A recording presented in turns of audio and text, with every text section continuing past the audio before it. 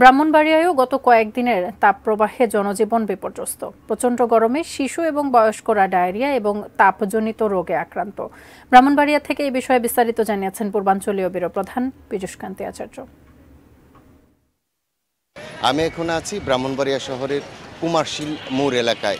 এই কুমারশীল মোড় এলাকাটা কিন্তু এখন দেখা যাচ্ছে কিন্তু এখানে যানবাহনের চাপ খুবই কম, কিন্তু এই সময়ে কিন্তু এখানে খুবই যানজট থাকে। কিন্তু আরেকটি তথ্য দিয়ে রাখি যে ব্রাহ্মণবাড়িয়া সদর জেনারেল হাসপাতালে আমরা কিছুক্ষণ আগে গিয়েছিলাম, যেখানে দেখতে পেয়েছি যে এখানে শিশু এবং বয়স্ক রোগীদের সংখ্যা কিন্তু ক্রমশ বাড়ছে। আমি কথা বলেছি ডাক্তার সাখাওয়াত হোসেনের সাথে, তিনি যেমনটি বলেছেন যে প্রচণ্ড তাপদাহের কারণে যে ঠান্ডাজনিত রোগ এবং ডায়রিয়া কিন্তু প্রবণতা বাড়ছে। যদিও এই প্রবণতা খুব বেশি নয়, কিন্তু গত কয়েকদিনে রোগীর সংখ্যা কিন্তু বাড়ছে।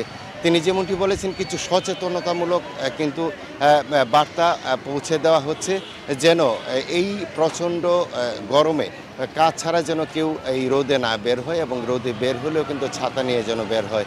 এখানে আরও একটি তথ্য দিয়ে রাখি যে এই শহরের মধ্যে যে শ্রমজীবী যে মানুষ আছে, এই শ্রমজীবী মানুষরা কিন্তু সবচেয়ে বেশি খারাপ অবস্থার মধ্যে আছে, এবং এই প্রচণ্ড রোদে তাদের কিন্তু কাজ করতে হচ্ছে, না হলে কিন্তু তাদের সংসার চলছে না। তো এই ছিল আমার কাছে ব্রাহ্মণবাড়িয়া থেকে তাপদাহের সর্বশেষ খবর।